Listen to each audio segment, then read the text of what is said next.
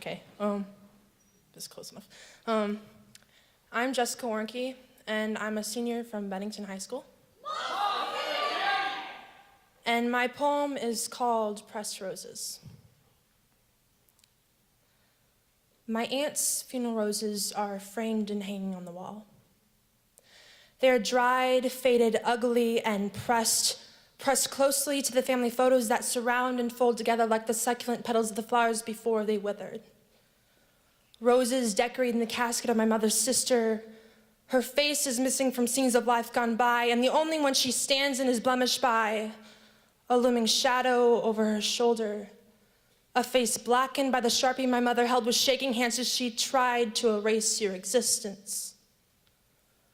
My aunt left 12 years too early by the other end of a bullet that came from a bottle. Your lips sucked that bottle like it was living water, like it came from God to save you from what I will never know. Memories, pain, and excuse, a childhood of abuse like the one you gave my cousin. He knew the snap of a belt better than the back of his own hands. How the animal springs forth from the bottle, anger full throttle, pouncing at his prey as it lands. Strike 1, 2, 3, 4, he falls on the dance floor. The whip of the buckle, the rap of the knuckles is still hell in the eyes of a child. How much did you have to drink before you could swallow all that you inflicted on a wife and 2 children? Did you choke on that bitter divorce or when they left Arizona sand to come back home?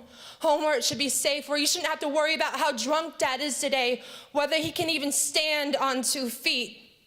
Were those last drops sweet on your tongue before you turned to my aunt? Pulled tight and she felt like the pressed petals off a red rose. That last bottle didn't even satisfy you before you turned it back to yourself and pulled once more. 12 years later, I walked the halls of my high school, my last year before I'm sent to a whole new world, and senior year is filled with so much more that sometimes I forget the pressed roses and the blackened face, but sometimes I hear the updates and the laughter of my classmates as they discuss how wasted they got over the weekend or the next party they recommend, and all I can think about is your lips. Sucking that bottle named alcohol that stole my mother's sister from the photos on the wall. They talk about how fun or stress relieving means to get high or drunk like it's no big deal. My aunt's bones rot away in a grave dug 12 years too early. They might think I'm strange because I can't stand the thought of surrendering my will, my God-given right of freedom to be clear-minded sober. My classmates can hate me for my unflinching opposition towards anything relaxing.